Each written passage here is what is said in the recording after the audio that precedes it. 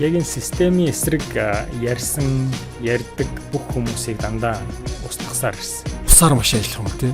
Хизээч байхгүй юмыг бүтээх чадамж байхгүй. Бүр нарийн судалгаануудыг бол угаасаа ил гаргаж тавьдаг. Нууц битгий чадахгүй.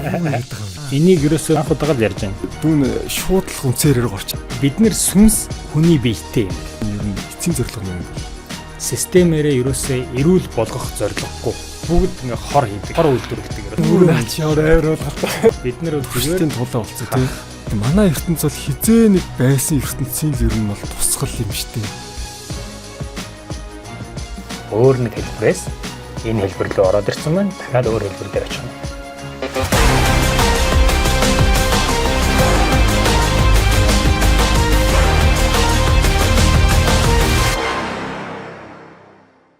За сайн байцгаана уу. Өнөөдрийн подкаст үзэж байгаа эрхэм танд энэ өдрийн мэндийг хүргье. За манай Green podcast-ийн ээлжид нэгэн дугаар эхэлж байна. Өнөөдөр тун сонирхолтой зочин хүрэлцэн ирсэн байгаа. Тэгээ таны өмнөх подкастны бичлэгийг би нэг бичсэн шүү дээ, тэ. Тэгээ таны подкастыг сонсоод ер нь тун сонирхолтой санагдчихсан л та. Ахыг ерөөсөө нэг урьж ороолаа гэж бодоод. Тэгээд таныг ч дагаараар хооллогч гэдээ бас нэг яваад байна. Та ер нь өөрийгөө нэг товчхон танилцуулсан дээр хаа эхлээд. За та бүгд өдрийн мэнд хүргэе. Намайг Болдын Лавгсүрэн гэдэг. Би эмнэлгийн физикч мэргэжилтэй. Тэгэд агаараар хооллогч бол биш одоохондоо. Агаараар хооллогч бол болох одоо эрмэлзэлтэй ингээд хичээж байгаа. Энэ мэдлэгийг ер нь монголчуудаа түгээн дэлгэрүүлье гэдэг зорилготой явж байгаа юм байна. Үндсэн зорилго. Тийм үндсэн зорилго. Айгуу сонирхолтой сонсогч байна л да. Эмнэлгийн физикч гэдэг та сайдсан тий. Тэр яг ямар жоохон дэлгэрүүлээд яриад байгаа шүү дээ. Эмнэлгийн физикч гэхээр. Тийм. Миний үндсэн мэргэжил бол цөмийн физикч. Цөмийн физикч. Тэгээд цөмийн физикийг бол ангаах ухааны салбарт бас тодорхой салбаруудад ашигладаг. Онцлогооны эмчилгээний салбаруудад ашигладаг. Тэгээд эмнэлгийн физикч нар бол цөмийн цэцэргийг хүний бие дээр ямар тунгаар яаж хэрэглэх вэ? Бусад эрхтнүүдийг яаж хамгаалах вэ? Ер нь цэцэргийн норм дүрэн барьж ажилладаг гэсэн үг. Цөмийн цэцэргийн тэгээ тооцоол дээр энэ ажилладаг. Тэгээ Монгол улсад бол ер нь эмнэлгийн физикч их цөөхөн байдаг. Яг намайг ажилд орж байгаа үед бол 2 албанд чал байдаг гэсэн. Монгол улстай 2. Монгол улстай л 2 шиг байгаа. Тэгээд одоо бол нэг баг улсын хэмжээнд бол нэг 7-8 байгаа хаа. Нэг 10-ат ч байгаа лөө. Өмнө нь бол тэгээд Монгол улсад яг эмнэлгийн физикчээр нөгөө боловсрал олгох тийм хөтөлбөр байхгүй. Одоогоор ч ер нь төвхтэй баха. Тухайн үед бол тийм учраас ер нь гадагшаа их явж суралцдаг байсан. Тэгэд мэргэжилтэй бол маш дуртай. Та хаан суралцсан бэ? Цөмийн физикээрээ бол Монголд. Тэгээд хавдар судлалын үндэсний төвд эмнэлгийн физикчээр ажилд ороод. Тэгээд төд бодлого нөгөө яг мэрэгшүүлэх ёстой болонгууд олон улсын хөтөлбөрүүдээр олон улсын атомын энерги агентлагийн санхүүжилтээр маш олон орнууд руу явсан л тоо. Тэгээд Азийн баг ихэнх орнууд руу явсан байна. Америк, Европын улсууд руу явсан байна. Эзэн олон улсуудаар. Тэс ирнэ олон туршлага явуулсан. Та нэг түрүүчийн подкастн дээр ярьжсэн шүү дээ. Нөгөө хавдрын эмнэлэгт ажиллаж исэн гэ тэ. Тэнд та хэдэн жил ажилласан гэлээ? Хавдар судлалын үндэсний төвд 14 жил ажилласан. 14 жил. Тий, 14 жил ажиллахдаа та айгүй олон хэцүү зүйлийг бас үтсэн гэдэг чсэн тэ. Эндээсээ нэг цухас яриад өгч ер нь эмчнэр хэр ачаалттай ажилдгийн, ер нь Монголын ард түмэн хавдрын асуудал хэр байна тэ. Эмчнэр бол угаасаа ачаал их штэ. Хавдар судлалын үндэсний төвд айхтар ачаал ихтэй. Тэгэд миний хувьд болохоор би ч нөгөө ангаахын боловсралгүй. Зүгээр энгийн цөмийн физик Монгол Улсын их сургуульд сурж байгаа шууд эмнэлэг дотор яваад орсон. Тэгээд их сонин байдалтай ингээд нэг шоконд орсон. Шоконд орсон гэдэг шоконд орсон. Өмнө нь бол тим их зовлон харж байгаагүй байхгүй. Нүдэрээ харж байгаагүй. Тэгээд тим ойроос харж байгаагүй. Зүгээр телевизээр интернетээр ойр зур мэдээлэл явдаг байсан болохоос ш. Тэгээд хавдар судлалын үндэсний төвд ороод тэр их тухайн үед бол нөгөө задарсан хавдрууд нөгөө 4-р шатанда онцлог угаасаа ихэнх нь 4-р шатанда онцлогддог байсан. Тэгээд задарсан хавдрууд их байдаг байсан. Тэгээд бүр одоо гуйнаас нь том хэмжээтэй гуйных нь хажууд тийм том хавдар, толгойных нь хажууд толгойноос нь том хэмжээтэй хавдартай энэ төр хүмүүс зөндөө байдаг гэсэн. Яа, тийм бид нар нь энэ төр бүр хагараад баахан эдээбэр нь гоожоод өнөр танар гэж тэр эмнэлгээр дүүрэн тэгээ нөгөө хүн бүр өгч ярьж чадахгүй тэгээд ер нь яг хажуугаас нь тэгж октоосоо тийм зовлон харж байгаагүй хүний хувьд хажуугаас нь хараад яг одоо энэ хүн хүчээсэй л гэж боддог гэсэн. Ингэж зовж байгаа. Ингэж зовж байхаар энэ хурдан хүчээсэй л гэж боддог гэсэн.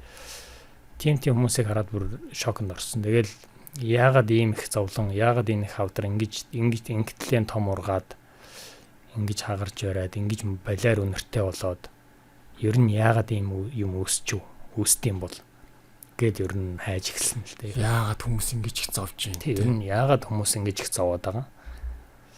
Энэ их зовлон хаанаас үүсэлтэй? Ер нь яагаад хүн ингэж зовох ёстой юм гээд. Тэгэл ер нь мэдээлэл ирж хайж эхэлсэн гэсэн. Судалж эхэлсэн, хайж эхэлсэн байна тий. Эрэл хайгуул хийж эхэлсэн. Үндсийг хайсан гэсэн үг тий. Тэгсэн. Тэгэхээр хүл амьдралын зааг дээр л ерөөсөл байгаа хүмүүсийг одоо бараг л нөгөө там диважингийн хаалганы наан л одоо ингээл зогсоол хүмүүсийг хараал ажилтдаг байсан байна те. Ер нь монголчууд маань өдөрт ер нь бараг тиймхүү хүл амьдралын зааг дээр байдлын хит орчин байгаа бол одоогоор бол харьцангуй хавдар бол эрт үедээ онцлогддог болж байгаа. Гэхдээ жилдээ 6,000 хүн шинээр хавдартай гэж онцлогдож байгаа. 5,000 гаруй нас орж байгаа жилдээ нас орж байгаа. Гэхдээ нөгөө яг тэр шинээр онцлогдсон хүмүүс нь гэсэн үг шүү дээ. Өмнөх онцлогдсон хүмүүс нь яг ингээд нас орж байгаа тоон жилдээ нэг 5,000 орчим нас орж байгаа юм байлээ. Яг тиймэрхүү тоо санаанд ороод байна. Тэгэхээр маш хүнд нөхцөлд ажилладаг та бүр шоконд орж исэн гэдэг чинь те. Тэр үед ер нь сэтгэл зүйн үед ер нь маш хүнд байсан уу? Тэгээд одоо дөнгөж оюутан төгссөн хүч бас жоохон шүү дээ. Тэгээд жоохнороо тийм нөгөө зовлон харах чинь бас жоохон сонирхол юм билээ. Өмнө нь бол нас орж исэн хүмүүс зөндөл харж исэн боловч яг тэгж амьдаараа ингэ зовж байгаа хүн бол харж байгаагүй. Тийм болохоор их хэцүү лсэн л да. Тэгээд өрөөндөө хүн болгонд нэг харуулад мэдүүлээд байхыг хүсэхгүй ш. Ингээд дотор болж байгаа шаналлыг чинь. Тэгэл өрөөндөө бол тогтож сууж чаддгүй лсэн. Ингээд өрөөндөө босч алхаал, гіврээл. Тэгэл дахиад мэдээлэл ирж хаагаал. Тэгээ сууж чаддгүй лсэн юм чинь. Тэгээд тухайн үед ч бас нэг бясалгал хийж эхлээд. Тэгэл улам тэр нялцгаар зөөлхөн болчихсон юм лээ зүрх. Улам уу? Тэг улам тэгээд улам нэг юуг бол улам шаналгаа ихсээд. Тэгэл ер нь эрэл хайгуулууд нэлээд шаргуу орсон доо. За одоо энэ хорт хадарч ер нь дээхнүүд нэг рак мак гэж нэрлэдэг байсан тий. Тэр үед ер нь энэ рак гэдэг юу их цөөхөн сонсогддог байсан гэдээ яриад байхгүй тий. Тийм дээр үед гэх юм уу тий. Дээр үед бол харьцангуй цөөхөн байсан юм билээ. Гэхдээ зарим эмчнэр бол зарим судлаач нар бол нөгөө бүртгэлийн систем байхгүй байсан учраас жишээ нь одоо Баруун аймагуудад, Холын аймагуудад, Зүүн Холын аймагуудад энэ төр ракаар нас орж байгаа хүмүүсүүд бүртгэлгүй байсан. Тэгээд их цөөхөн байсан, цөөхөн юм шиг байсан гэж бас тайлбарлаад байдаг. Ерөнхийдөө ингээ ахмад наснуудаас ингээ сонсохоор гэхдээ миний ойлголтоор бол тийм их байгаагүй. Ялч үнэх байгаагүй. Одооных шиг бол ийм их тийм тахлын хэмжээнд юм шиг тийм их байгаагүй юм байна.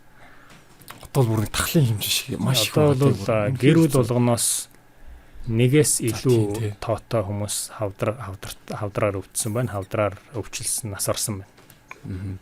Тэгэхээр айл болгонд л байгаа нэг асуудал гэсэн үг шүү дээ. Хүмүүс битүүрийн яриаг маш сайн сонсоосоо гэж чин сэтгэлээсээ хүсэж байна. За тэгэхээр ерөнхийдөө дүүн шууд л үнцээрээр орчих гэж боддог л да.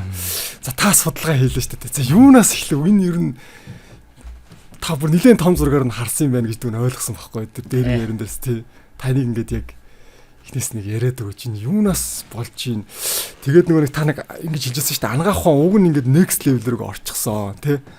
Шинэ юм нэг дэвшил рүү орчихсон. Гэтэ бүр ингээд зөрөөд системээр нь ингээд бүлгийн сонирхол гэх юм уу тий. Нэг юм ингээ хаагаад байгаа гэдэг чинь эндээсээ баг эхэлчихдэг юм уу тий. Яг тийм л дээ. Энийг ярихаар хаанаас нэг хэлхэлээ гэж бодоод байна л да. Яг эндээс эхэлж яах нэг next level рүү орчиход байгаа шүү дээ. Ангаах ууг нь ингээд нээлтүүд бүр хийгдсэн тий. Бүр ингээд нэг шин төвшөнд гарахад бэлэн байхад бүр ингээд боогоод байна гэдэг нэг та нэг ярьжсэн шүү дээ. Эхлээд би чи ингээд юу ч мэдэхгүй эхэлж байгаа шүү дээ. Юу ч мэдэхгүй эхэлж байгаа болохоор хаанаас хайхаач мэдэхгүй байсан л да. Тэгээд нөгөө Дэлхийн эрдэнэтийн байгууллага олон улсын атом энерги агентлаг дээр энэ төр тавигддаг нөгөө мэдээллүүдээс эхлээл хайж эхэлсэн. Тэгээд өөрийнхөө мэддэг том нөгөө институтийн судалгаануудыг хайж эхэлж байгаа. Тэгээд олон улсын нөгөө PubMed энэ төр гэдэг нөгөө юуны эмнэлгийн анагаахын нөгөө судалгааны сайтууд дээрээс тэр мэдээлэл хайж эхэлж байгаа. Олон улсын хүлээн зөвшөөрөгдсөн шинжлэх ухааны судалгааны нийтлэлийн сэтгүүлүүд гэсэн үг. За тэгээд тэднэрээс бол дөрвтэй сонирхолтой юм олж хараагүй. Яагаад тэгэхээр хавдрын одоо эдгэрэлт нь бол тэд хөв байна. Ингээд яг ийм шин технологи нэвтрүүлэхээр эдгэрэлтийн хувь нь одоо тийм хуваар нэмэгдэж яах гэдэг их бага зөрүүтэй байсан байхгүй. Үндсэн шалтгаан нь бол ийм байна. Энтергээд одоо тэднэр нь бол тийм төдийлөн сонирхол татхааргүй мэдээлэл. Тэгэнгүүт бүр өөр салбаруудаас мэдээлэл хайж эхэлсэн. Давхар хувийн судлаач нараас, бясалгалынхнаас, бүр бөөгийнхноос, хар гаргийнхантай ярилцдаг хүмүүсээс, ховсынхноос тэргээд мэдээж шинжлэх ухаанаасаа бол давхар хайж байгаа шүү дээ. Угаасаа л шинжлэх ухаан суртаа хүний хувьд. Ингээд ер нь нэг тийм багц ойлголттой болж авсан гэсэн. Тийм гэж гисэн. Тийм. Ерөнхийдөө за эдний салбарын ингэж ярьд юм байна. Тэр чинь бас хүн ярьж байгаа шүү дээ, тийм. Хүн ярьж байгаа. Тэгэхээр бүгдээрнгийн бол худлаа ярьж байгаа гэж бодохгүй байгаа. Гэсэн хэдий ч одоо бүгдээрнгийн үнэн ярьж байгаа гэж бодохгүй байгаа. Та тэр дондоос өөрөө анализ хийсэн. Тийм, өөрөө анализ хийж үзэж байгаа байхгүй. Тэгээд бүгднгийн анализ хийж үзэнгүүтээ сүүлд нь хүрсэн дүгнэлт бол хавдар бол ерөөсөө өвчин биш юм байна. Хавдар бол бохирдол юм байна гэдэг дүгнэлттэй болчих. Хавдар бол өвчин биш, бохирдол юм. Өвчин биш юм байна. Бохирдол юм байна. Тэгээд хавдраас өрчлөн сэргийлэх бол бүрэн боломж байгаа юм байна. Хамгийн гол нь эмчилгээн дээр яг эмчилгээний түвшинд хүрээд ирчихээр бол тайлбарлахад төвхтэй, урайлахад жоохон төвхтэй. Шинжлэх ухааны түвшинд нь болохоор бол мэс засал, хийм, туяа эмчилгээ гэдэг ийм гурван эмчилгээнүүд байгаа. Тэгэд нийт эдгэрэлтийн үр дүнгийг харахаар миний анзаарж байгаагаар бол нэг 10% таа ч юм уу. Ер нь бол харьцангуй бага, маш бага хувьтай. За тэгтэл тэгсэн дор бол бүр нөгөө урьдчилан сэргийлэх талын ингээд нөгөө хүмүүст урайлж ингэх юм бол илүү миний хувьд бол илүү их үр дүнтэй юм байна гэж анзаарсан. За түрүүний нөгөө асуулт жилээ технологи одоо яг тийм next level-д орчоод байхад гэдэг тийм. Технологийн нээлтүүд ингээд хийгдчихэд байгаа гэдээ таны хэлжсэн тийм. Технологийн талаас нь ярихаар бол бас их жоохон төвхтэй. Яагаад тэгэхээр бүр нарийн судалгаануудыг бол угаасаа ил гаргаж тавьдгүй юм бэл. Ил гаргахгүй. Угаасаа ил гаргадаг. Зөвхөн нууц төвшөндөө байлгаж яадаг. Тэгээд ил гаргаж байгаа судалгаанууд нь бол дандаа л хүмүүсийн мэддэг байдаг нөгөө ийм имээ ингэж жоохон өөрчлөлөө. Одоо ийм эмчилгээгээ ингэж жоохон өөрчлөлөө гэх тиймэрхүү судалгаануудаа л голцоо гаргаж тавьт юм бэл. Тэгээ хамгийн нэг ярьчмаар байгаа судалгаа нэг ийм цэргийнхний судалгаа. Хүнд ингээд хүн өдөртөө яагаад ч энийг ярмаар санагдчих нэг л нөгөө хүний бие өдөртөө ямар хэмжээний килокалори, ямар эрдэс минералууд, ямар эрч хүч энерги хэрэглэдэг вэ? Тэрийг нь бол ингээд одоогийн төвшөнд бол тодорхой судлаад гаргачих боломжтой байгаа шүү дээ. Тэд нарыг ингээд сайхан судалж гаргаж хагаад яг тэр хэрэгтэй бүх юмнуудын нэг ийм капсулд хийгээд нэг ийм нэг капсул. Энэ капсулыг чи өдрөө хангалттай даахаар энергитэй болчихно. Тэгээд тэр капсулыг өөр ерөөсөө идэж явах шаардлагагүй. Шинжлэх ухаанаар бүр батлаад тооцоолол гаргаж ирээд тооцоолоод ингэж ер нь боломжтой юу, боломжгүй юу? Зөвхөн капсул хэрэглээ өөр мэдж явахгүй гэсэн үг. Одоо хүний бие өдөртөө ер нь ямар хэмжээний витамин, эрдэс, минерал одоо юу хэрэгтэй байдیں۔ Тэ уурал бүгдээрнгийн сайхан ингэж гаргаж ирээ. За одоо капсулч гинөө одоо нэг юм шахмалч гинөө нэг юм жижиг ямарсан жижигхэн хэмжээтэй нэг юм гаргачих болно доо. За яг тийм. Тэгэнгүүтээ тэрийг 30 хоног хөрөлцөхөөс ингээ 30 удаа юм хий чинь. Тэгээд нэг цэргийн туршлага байхгүй. Америкийн цэргийн туршлага. Тэгээд тэр цэргээ ингээ 30 хоног нэг газар яг ингээ нөгөө цэргийнхний амьдралд ингээ амьдруулна. Тэгээ 30 хоног зөвхөн тэрийг өдөрт нэг тэрийг л өгнө. Тэгээ өдрийн шинжлэх ухааны төвшөнд бол тэр чинь өдөртөө хөрөлцөхүйц хангалттай шимт хичээл эрдэс уураг бүгдээр ингэ авчиж байгаа байхгүй. Тэгээд яг л цэргийн хүмүүсийн нөгөө ритмийн дагуу тооцоолсон тооцоолол. Тэгэхээр яг тэр чинь яг цэргийнхаа дасгал хөдөлгөөнийг хийгээл амьдрахад бол хангалттай хөрөлцөхээр тийм тооцоолсон. Тэгээд тэрийгээ өгөөд ингээ яваад байсан 30 хоног хүрэлгүй нөгөө цэрэг нь нас орсон. Өсөглөнгөөр нас орсон. Өсөглөнгөөр нас орсон. Ёстой сонирхолтой судалгаа. Тэгэхээр энэ нөгөө зөвхөн одоо шинжлэх ухаанаас өөр тийм нөгөө юуны юмнууд яваад байгаа. Сэтгэл санааны юм яваад. Оюун санааны юм. Тэгэхээр нөгөө цэрэг маань яасан гэхээр нөгөө нэг юм жижигхэн нэг юм капсул ч юм шахмал ч юм нөгөө юмаа ингээд идэл хоол шиг харагдахгүй, хоол шиг амтагдахгүй болохоор хоол идээгүй гэдэг мэдээлэл тархинд нь яваад. Тэгээ хоол идээгүй гэдэг байнга мэдээлэл явсараад тураад өгч байгаа. Нөгөө юм. Энийг гин тарин яагаад ч юм ярмаар санагчлаа. Тэгээд түрүүний нөгөө тэр юунуудаар нөгөө шинжлэх ухааны нөгөө судалгаанууд гэдгсэн шүү дээ. Тэр шинжлэх ухааны судалгаанууд чи хамгийн сонирхолтой нь энэ том байгууллагууд, том засгийн газрууд газар доогуур маш том судалгааны төвүүдтэй байт юм л. Нууц гэсэн үг. Underground laboratory гэдэг. Тэгээд тэн дээрээ бол энэ харь гаригийн технологиудыг дуршдаг, барьдаг. Тэгэл энэ эмүүдийг дуршдаг, энэ хүний нөгөө чадамжуудыг дуршдаг. Маш нарийн судалгаанууд. Тэднийг ерөөсөө нэгч гаргаж тавьдаггүй. Одоо энэ телепортууд, энэ нөгөө юунуудыг энэ төр дуршдаг шүү дээ. Тэдний туршилтууд бол үнэхээр юм биширмэ. Тэгээд бидний мэдэхгүй бас их туршилттай гэсэн үг. Бид нэр өстой 1-2% ч мэдэхгүй дээ. Төсөөлөхгүй. Тэгээд за сая ч бас юу ярих чи бас их сонирхолтой юм. Ер нь бидний огтоосоо төсөөлөхгүй зүгээр нэг эмийг гэхэд 10 жилийн дараа ямар үйлдэл гарах вэ? 15 жилийн ямар үйлдэл гарах вэ? Тэр гэж судлаад тэгээд гаргаж гаргадаг. Нэг маст ямар нүүр нөлөө үзүүлэх үг 15 жилийн тооцоолч гэсэн үг үү? Нэг эмийг өглөө 5 жилийн дараа ямар үр дүн гарах вэ? 10 жилийн дараа 15 жилийн дараа ямар үр дүн гарах вэ? Бид ямар хор учруулах вэ? Тэр нь ямар өвчлөл үүсгэх вэ? Тэрний дараа тэрийг эдгэх зорилготой, эдгэн гэдэг зорилготой ямар юм гаргах вэ гэдгийг бүгднийг ингэ судлаад гаргацсан. Аль хэдийн мань эдгийг бүр тооцоолоод зүгээр урдчлаад бид нар бол зүгээр тулаа болцсон явж байгаа шүү дээ. Нөгөө юуны харахны нэг юм гэдэг чинь судалгааны харахнууд бид нар аль хэдийн тэр тооцоонд нь орчихсон тэгээд одоо эмээ угаал явж байгаа юм шүү дээ баг. Тийм эмнүүдээ угаал явж байгаа. Тэгээд энийг эднэрт ингээд ийм мэдээллүүдийг ингээ олон сувгуудаас олон их усрүүдээс ингэж давхарцуулж аваад ахаар гарцаагүй итгэждэг юм л хүн. Тэгэхээр миний итгэл бол угаасаа энэ нь бол үнэхээр баталгаатай юм байна гэдэг итгэлтэй болцсон явж байгаа гэсэн. Хахад наадхан дээр ч түн ганц үг хэлчих. Яагаад наадхан дээр ч яг итгэлтэй юм гэхээр таны наад дээр ч яг ойлгоод байгаа байхгүй. Түн чи өөрөө гадаад байсныг хэлэх. Ингээд Монголыг маань тодорхой хэмжээнд ингээд нэг юм мэдээллийн бүсэлтэнд нэрэл оролцсон байт юм билээ. Тэгэд яг дотор нөгөө хүмүүс чи яг нөгөө нэг тэр хөөрхийн нөгөө хүмүүсийн тоогоон дотор л яг ингээд толгойн ажилладаг заа. Яг л тэрийг үнэнгээ бодчихдаг. Тэр нэг холоос харангууд өн чинь бас нэг ийм юм байгаад байгаа юм биш үү гэдэг чи хүн олж хараад байдаг нэг амар юм бэл. Тэгэнгүүт сая таны тэр ярианаас ярьж тэр дандаа нөгөө нэг ийм албан ёсны сайтууд те. Дандаа нэг ийм бүрэнхий дутуу жоохон өөрчлөсөн мэдээлэлүүд байна гэж тэ. Тэд нар бол ерөөсөө зориуд мэдээлэлээр хүний бүсэлж чинь гэсэн үг үстэй тэ. Угаасаа тэгт юм билээ. Тавилттай. Тэр энэ систем тэр чигтээ тавилттай. Систем тэр чигтээ.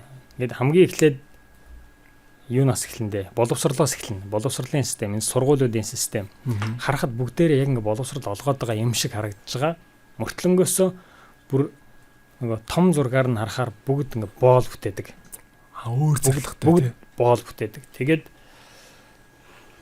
энэ эрүүл мэндийн систем, хүнсний систем. Хүнс том зургаар нь ингээ харахаар бүгд ингээ хор хийдэг. Ерөөсөө хор үйлдвэрлэдэг ерөөсөө. Бүгд.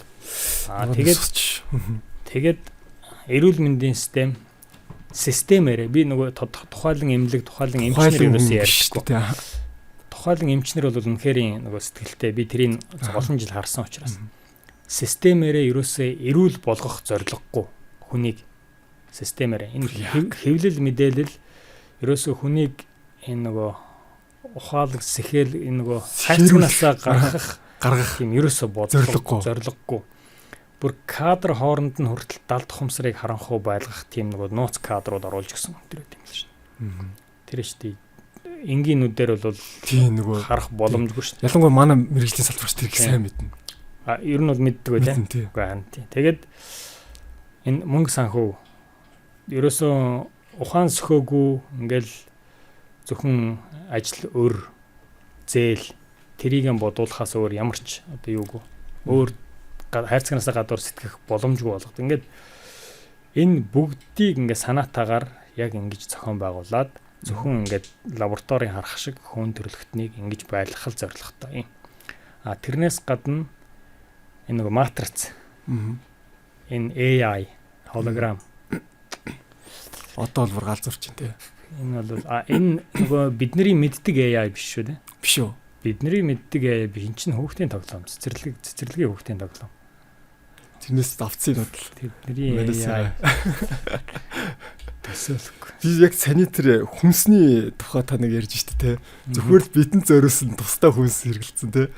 Тэгэд би яагаад ингэж сонсч юм гэхээр манай энэ Монголын бас нилээдгүй элитүүд тэгж яадаг гэдэг нэг сонсчихсан байхгүй.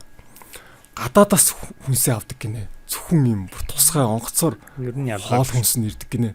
Тэгээ тэр хүнсэл хэрэгэлдэг Монголоос ямар нэг юм авдаг. Тэгээ тэр ямар хүнс ирж ийн гэхэлэр бүр ингээд жинхэнэ нэг органик те бүр тэр энэ тээвэрлж байгаа машин тэр хийж байгаа савн хүртэл юм бүр тусдаа бүр юу ч өмсөж байгаа нэг ажилчдын бээлийн хүртэл юм тусдаа бэлээд гэж байгаа байхгүй. Тэгээ тийм хүнсийг чинь яг нөгөө элитүүд маань ингээд захиалаад ингээд онгоцоор авчираад иддэг гэж байгаа юм. Яг бүгдээрээ яг бүх шатандаа яг тийм органикаар хийж чадчихвэл үнэхээр супер байна. Угаасаа тэхэл систем бэл. Тэгэхгүй бол энэ дэлхийн нийтээрээ хэрэглэгдэж байгаа энэ юмнуудаас бол тусалж амсаж болохгүй юм байна ерөөсөн. Энэ дэлхийн нийтээрээ юу хэрэгжилж байна? Нийтлэгээрээ. Нийтлэгээрээ мах хэрэгжилж байна. Дэлхийн нийтээрээ нийтлэгээрээ гурил хэрэгжилж байна. Дэлхийн нийтээрээ нийтлэгээрээ энэ кофе ууж байна. Өөр юу байна? Нийтээрээ. Энэ ундаа жуус, чихэр. Энэ чихэр ундаанууд хүүх. Тэрийг бол бүр дур ярих хэрэггүй. Масаараа ингэж хэрглэж байгаа юмнууд бол ерөөсө бүгд нотой. Бүгд нот. Цаагаараа зориулттай. Тэгээд рекламнууд нь бүгд нөгөө эсрэгээр нь рекламддаг. Эрүүл мэнд, их сайн. Үн чин 1570 онд тамхиар хавдар гэдэг нь тамхи бол эрүүл мэндэд сайн. Тийм нийтлэл үзэндөө байт юм дэр. Тамхиар хавдрыг гэдэг нь Гүтэх хэсэг. Ойлгохгүй гоос тээ. Тухайд бол итгүүлэл байсан шүү дээ. 1950 оны тийм рекламууд хүртэл зөндөө байдаг ш. Тамхи бол жинхэнэ эр хүний одоо хэрэглэх. Тамхи бол эрүүл мэндэд сайн. Тийм маш олон сурталчилгаанууд байдаг юм ш. Тэгээд тэр чинь мэдхгүй хүмүүс хийсэн гэсэн үг. Тэгээд тийм тэнэг байсан гэсэн үг эсвэл энэ системийн одоо тэгвэл таны ярьж байгаа одоо энэ их тойргийн анхны тойргийн ер нь эцсийн зорилго нь юм бол эцсийн зорилго энэ дэлхий дээр хүмүүсийн сүнсийг хорж энэ нөгөө өөрсдөө энергиэр нь хоололдог тийм зөндөө олон төрөлтнүүд байт юм бэл. Хүн төрөлхтнийг айцсаар барьж айцсаар нь хоололдог. Тийм төрөлтнүүд зөндөө байт юм бэл. Тэдний гол явуулгал гэж ярьдаг. Тэгэхээр дандаа айдастай ийм сөрөг байлгаж аль болох олон сүнснүүдийг энд хорж жоод тэр сөрөг энергийг иддэг. Энергиэр нь өөрсдөө цэнэглэгддэг. Тийм зордохтой гэдэг. Наад чинь яг сонирхолтой байна. Илүү жоох хийсвэр тал руугаа ч шиг. Ер нь бол тийм. Ер нь бодит тал руу болохоор нэг жоох нар үзүүлэхгүй байх гэдэг шиг. Бодит тал руугаа болохоор бол ийм энэ дэлхий дээр байгаа энэ бизнесийн том бизнесүүдийн магнатууд ерөөсөө л нөгөө шулж мөлжиж байр суурь алдахгүй орлоготой байх гэж л зорилготой. Байр суурь алдахгүй тий. Одоо мөнхийн боочлох шалтгаанаар гэсэн юм тий. Зөвхөн дандаа бизнесийн зорилготой. Бизнес боолчлол ашиг. Тийм зөвхөн ашигын зорилготой. Гол нь эн чин нэг энэрэнгүү бас бизнес хийж болно доо. Угаасаа өвчлөл байна уу? Байна. Хүссэн үсээгөө өвчлөл байна. Эдгэрүүлээд мөнгө авчиж болдгоо. Угаасаа хүн хүссэн үсээгөө хоол идэнэ. Гэхдээ аятайхан хоол хийж өгөөд мөнгөний авчиж болдгоо. Гол нь тийштэй. Тийм. Тэгэхээр чин дандаа юм хоруу, дандаа юм юу хийн. Тэгээ эднэр чин хамгийн байлаар нь ерөөсө цөөхөө хэдэн том группүүд газар тариалантай боловсролын салбартай, эрүүл мэндийн салбартай ингээд ерөөсө үр удмаар нь бүтэн циклээр ингээд шулж байгаа байхгүй. Хоол хийж өгөхдөө газар тариалангаараа ургамлаа тарихтаа хордуулаад ингээд өгчнө. Тэгээд тэр хордуулсан зүйлсээс нь хүний бие яаж өвчлөх үү? Тэрийг нэмчилдэг, тэрэнд нь өгдөг эмнүүдээ өөрсдөө хийчихнэ. Тэгээд тэрэндээ өгнө. Тэгээд тэр нөгөө газар тариалангийнхаа юмраа өөрсдөө хоол молоо үйлдвэрлэчихнэ. Тэгэнгүүтээ боловсролын системэнд нь болохоор яг тэрийг яаж тарих уу? Яаж эмчлэх үү? Яаж нөгөө хоол унд хийх үү? Бүгдээр ингийн яг стандарт гэдэг нэг юм батлуулаад дандаа лоббитэй стандарт батлуулаад яг энэ стандартын дагуу тарих юм бол энэ худалдаж авна. Үгүй бол авахгүй. Энэ стандартын дагуу сураад хоол хийсэн байх юм бол энэ хүн худалдаж авна. Үгүй бол авахгүй. Ингээ бүгдийг ингээд нөгөө стандартаар ингэж яг анханаас нь тойрог болгочих. Бүр анханаас нь. Тэгээ бүтэн циклэр ингээд шулдаг. Тийм бизнесүүд байна. Яг энэ циклээс гарч чаддаг ба тийм хүмүүс. Циклээс бол хэнийг ч гаргахгүй гэсэн. Анагаахын систем яг энэ анагаахын системээр сурах юм бол чамайг ажилд авна. Үгүй л ажилд авахгүй.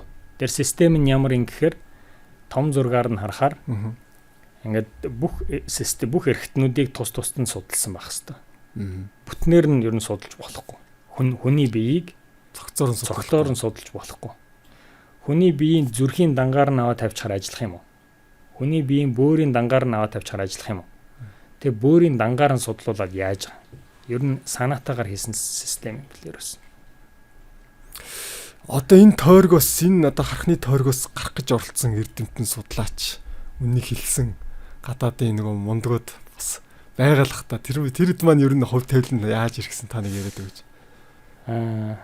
Яг энэ системийн эсрэг ярьдаг бүх хүмүүсийг дандаа устгасаар ирсэн. Алсаар ирсэн. Энэ системийг ярьсан бүх хүмүүсийг. Баримттай бүр. За ингэн. За би бүр миний яг бүр сэтгэлд байдаг нэг юу бол тэр нэг 14 онд ч үлүүдээ би нэг харж исэн юмуд.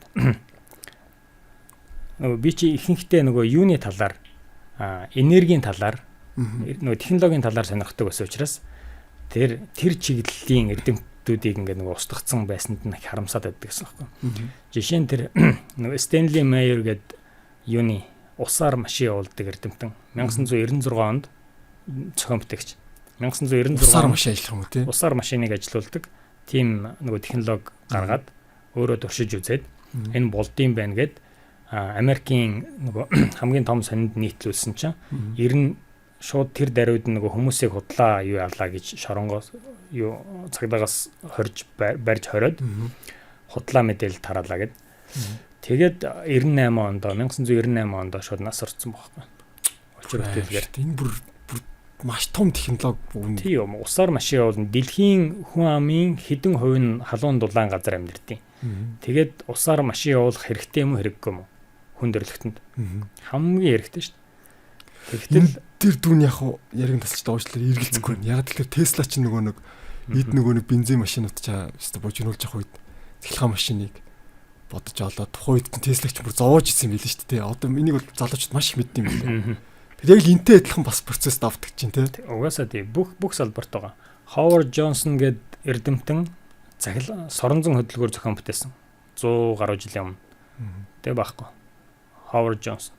Зүгээр соронзонгоор мөнх ажиллана. Тим хөдөлгөөр зохион бүтээсэн. Ер нь физикч нар бол боломжгүй гэдэг. Тэр бол боломжтой. Мөнхийн хөдөлгөөр бол үстэй аль хэдийн байгаа. Хин Tesla эфирээс мөнхийн эрчим хүчийг аваад нөгөө юугаар Wi-Fi-гаар дэлхийд даяар тараах тэр технологиосоо болоод нас орсон. Tesla. Гээл ер нь эрдэмтэд бол том эрдэмтэд бол зөндөө тэр усаар автомашин ажилтдаг тэр технологи нь угаасаа маш энгийн ажилдаг. Би өөрөө тэрийг гэртээ туршиж үзэж байгаа гэрээ дэлбэлэхээ шахсан. Тэрийгээр би нөгөө зүгээр энэ усыг захилгаанаар задлаад HHO гэдэг тийм бохир ус төрөгч гардаг байхгүй юу? Тэгээ бохир ус төрөгч нь шатдаг. Тэрийн зүгээр шууд нөгөө дотоод шаталтын хөдөлгүүрийн бензиний агаарынх нь оронд өгөөл шууд ажиллаждаг тэр. Маш энгийн. Тэгээд технологи нь бол маш энгийн. Бүрэн боломжтой байна. Ягаад гэхээр хахад дүүн саяхан нөгөө тэр Орсын нэг пуужин нөгөө нэг яриадсан байхгүй юу? Посейдон хөлгийн юу хилээд нэг ямар пууж мэл тэр чинь бас гэж баг агаараар энерги аваад ингээд яваад их боломжтой баг зогсохгүй юм уу нэг ярьсан. Эфирт асар их энерги байд юм билээ. Асар их энерги байна. Тэр агаарын хоолтнууд ягаад амьд яваад байгаа юм? Эн чинь зүгээр агаарт байгаа энергиэр л амьдраад байгаа юм. Тэр энергийг технологийн хувьд яаж хөрвүүлж авсан энэ дэлхийд дээр чинь надаас илүү ухаантай зөндөө олон хүмүүс байна. Тэд нар ч яг технологийн хувьд яаж боловсруулж байгаа гэдгийг хийж байгаа юм. Та тэр Орсын тэр нэг пуужин сонссноо нэг саяхан тэр нэг Америкийг айлгаад байгаа Посейдон гэх пуужин яг тийм технологи яриад байгаа байхгүй. Гэтэл ерөөсөө хөдөлчин нэг хөдлөөд эхлэх юм бол ерөөсөө агаараар баг ингээл цэнэгээ аваад цүмэн те цэнэгээ аваад ерөөсөө баг дэлхийг хидж тойрохоор энергитэй байж чадах тийм пуужин ингээд яриад л. Тэгэхээр бүр таны яриа нүр эргэлзэхгүй байна. Тий, ер нь бид нар чинь бүгд нөгөө баталгаатай мэдээллүүдтэй интернетээр хинч ороод үзчихэж болохоор тэгээд ийм технологийн салбарт бол ингээд сайн нээлтүүдийг бол бүгднийг эрдэмтдийн бүгдийг алаад лабораторийн шатаагаад байдаг. Тэгээд эрүүл мэндийн салбарт болохоор нэг эрдэмт 14 онд санагдаад байна. Нэг эрдэмтэн хавдрын эдэст зөвхөн хавдрын эдэст үйлчилдэг эрүүл эдэст үйлчилдэггүй цацраг нээж оллоо гэдэг тийм нийтлэл явсан байхгүй. Тэгээ би яг тухай завгүй байж таарсан. Тэгээд маргааш нь чөлөө нөгөөдөр нь чөлөө нөгөөхөө үзье гэж бодоод тэгээд завгүй явж таараад тэгээд нөгөөдөр нь чөлөө юугаа үтсэн чинь мэдээллүүдээ шалгасан ч ерөөсөд нэг ч тийм мэдээлэл байхгүй. Тэгээд дараахан доо ингээл тийм эрдэмтэн насарлаа, ийм тийм эрдэмтэн насарлаа гэж гараад нь би өөрийнхөө харсан мэдээлэлд эн чинь өөрөө итгэхэ болж би хараагүй мүү гэж итгэхэ болчихгүй шүү дээ эн чинь. Угаасаа би хараад уншаад дараад нь үзье гэсэн тэгээд ерөөсөө хайгаа олоогүй. Бүр дахиад ерөөсөө хизээч хайгаа олоогүй тэр мэдээллийг. Тэгээ бүр сүүлд бол зүгээр технологийн хувьд бол би юу яаж байгаа ойлгож байгаа. Технологийн хувьд тэр бол дууны долгион байсан юм блэ. Frequency давтамж байсан юм блэ. Би цөмийн цацраг байна гэж ойлгосон байхгүй. Тухайн үед чинь нэг угаасаа цөмийн цацрагаар хавдрыг эмчилдэг учраас. Тэгсэн чинь давтамж байсан юм билээ. Яадгүй гэхээр хүн ингээд айхаараа, уурлахаараа, баяртай болохоор янз бүрийн долгион цацруулдаг, аавраа янз бүрийн долгион цацруулдаг хажуутайх нь хүмүүс ч гэсэн мэдэрдэг шүү дээ, тийм. Эс ч гэсэн ялгаагүй өвдөхөөрөө баяртай болохоор өөр хэлбэлзэл дамжуул давтамж цацруулдаг байна. Яг тэрийн судалж үзээд хавдартай эс ямар хэмжээний долгион цацруулж байна? Эрүүл эс ямар хэмжээний долгион цацруулж байна? Тэр хоёрын зөрүүгийг ойлгочингуудаа зөвхөн хавдартай эст үйлчилдэг тийм дууны долгион үүсгэсэн юм. Тэгээд тэрүүгээрээ хавдартай эс зөвхөн үйлчилдэг. Тэр технологиг нээж олсон байсныг тухайн эрдэмтнийг алгуулсан байсан. Тэр 10 хэдэн жилийн өмнө аль хэдийн нээлттэй ингээд дэлгэрсэн бол одоо үдийд шал өөр юм бол аль хэдийн биелэлээ олцсон хүмүүст үр дүнгээ өгөөд явж ах хэрэгтэй. Тэгэхээр систем өөрөө нэг заваан тойрог байгаад байгаа шүү дээ. Тэр тойргийг нэвдчих гээд байна те. Энэ том магнатуудын ашгийг юу байх гэдэг байхгүй. Тэр усаар явдаг технологи гарч ирсэн бол яах юм? Одоо энэ газрын досоор амьдарж байгаа энэ том улсууд маш олон геополитик хачин болно те. Бүгд уучлаар олно шүү. Энэ том газрын тосны компаниуд яах юм? Бүгд уучлаар олно шүү. Энэ халуун дулаан орнуудын бол бүх хэрэглээ бүгд усаар явна. Ус шиг хангалттай юм дэлхий дээр байхгүй шүү. Тийм ээ. Тэнгүүт нөгөө цай та ярьж байгаа мөнхийн хөдөлгүүр уг нь бол боломжтой болцсон байгаа гэдэг. Мөнхийн хөдөлгүүр гараад байгаа чинь энерги гэдэг чинь нөгөө баг үнэгүй болж эхэлнэ шүү дээ, тэ. Тэнгүүт чи өстө нөгөө энэ систем өөрөө бүрэн өөрчлөгдөх хэрэгтэй болчиход байгаа болохоор бариад байна, тэ. Шинжлэх ухааныхан мөнхийн хөдөлгүүр гэж байх боломжгүй гэж ярьдаг байхгүй. Мөнхийн хөдөлгүүр байх боломжтой. Яагаад гэхээр тэгвэл энэ дэлхий яагаад эргээд байгаа? Дэлхийг хэн эргүүлээд байгаа? Хизээ хугацаанд дуусах юм? Энерги нь хизээ дуусах юм? Дэлхийг хэн эргүүлж байгаа. Тэгээд дэлхий ингээд зогсолтгүй хэдэн тэрбум жил эргээд байхад бид нэр ядаж нэг 100 жил за байг 10 жил эргэдэг юм хийж чадахгүй мó? Боломжгүй мó? Яг. Гэхдээ боломжтой, өчнөө боломжтой байхгүй. Өчнөө боломжтой. Тэгээд энийг зүгээр 10 байг мөнх гэж ярихаан байг. Зүгээр тийм дээ. Нэг 100 жил мэл эргэжтэй чи асар их үнгүй юг энерги үйлдвэрлээд эхлэсэн үг л дээ. Өчнөө боломжтой. Энэ бол зүгээр л хүндрэлтнээр тоглож байгаа. Энэ боловсролын системээр дамжуулаад хүмүүсийг харанхуй байлгаж байгаа. Аим шигтэй энэ тухай утсан ч өөрөөсөө. Зүгээр ингээд жоохон ухаад ингээд бодоо жоохон мэдээлэл ирж хайгаад ирэх юм бол бүр ингээд гайхал даанч явдаа гэж бодлохоор бараг тий. Харин бүрийг бодож одоогийн байгаа энэ улс төр энэ систем нийгэм бүрст даанч явдаа гэж боддог шүү. Ингээд зүгээр ингээд манай нам танай нам ёо. Ашигтай тий. Арайч тий. Next юмуд аль хэдийн гарч чаад байдаг тий. Дэлхийн хөгжилгүй энэ ухамсарын хөгжил гэх юм уу? Одоо бодит байдал тийм байхад танай нам манай нам ёо. Улсны юм ярьдаг шиг. Ингээд энэ одооны нийгэм гараад ингээ хүмүүсийн ингээд хязгаарлагдсан байгаа байдал ашигтай тий. хэлэх үг үнэхэрийн хэлэх үг болдог шүү дээ. Заримдаа. Яг энийг ингээ бодохоор та түрүү ярьлаа л да нөгөө агаараар ингээд бас хоололдог хүмүүс байна гэдээ ярьж штэ тий. Агаар дотор бас маш их энерги байна гэдээ ярьж байна. Тэг бүр саяхан би бүр өчтөрхөндөө таны нэг зургийг тавьсан нэг мем явж илээ. Агаараар хоолдог хүн гэдэг бол бусдыг унтж яхад нь орой хоол идчихдэг хүн юм аа гэсэн. Нэг одоос хөгжилтэй юм шиг. Гэтэ яг ер нь эндээс би зүгээр ингэж огтод ургуулад асуучмаар байгаа. Ер нь хүний бие нөөц хэр юм бэ? Нөөц чадал нь ер нь хэр юм бэ? Таны яг яриад байгаа яаж тэгж өмнөхөр агаараар хоолдог хүмүүс байна. Өмнөхөр хүний бие нөөц нь тийм дээд хэмжээнд хүрэх потенциалтай юм уу? Хүний биеийн потенциалыг ярихаар бүр ингэж ярмаар санагчлаа л да. Бид нэр хүний бие сүнстэй гэж ярьдаг тийм. Бид нэр сүнс хүний биетэй юм бэлээ. Бүр эсэргээрээ. Сүнс хүний биетэй гэж ярих хэрэгтэй гэсэн үг. Тийм. Бид нар бол сүнс хүний биетэй. Бид нар бол хүний бие бол одоо бие сүнстэй биш. Би бол сүнс, би бол биетэй. Гэж нэг бүр эсэргээр нь ярихаар юм. Тэгэхээр бидний бие бол сүнс буюу хий биет, энергийн биет. Бидний бие бол. Тэгэхээр би энэ махан бие биш. Бүр эндээс нь эхэлж ярмаар юм бэл. Бүр потенциалтай хэр хүний бие хэр потенциалтай юм бэ гэхээр. Гэтэл тэр төвшнээс харахаар хүний биеийн потенциал бол хэмжээлшгүй. Хязгааргүй. Хүний биеийн хийж чадахгүй зүйл, хийх боломжгүй зүйл гэж энэ хороо дээр бараг байхгүй юм. Бүгдийн боломжтой. Энергийн хувьд бодсон ч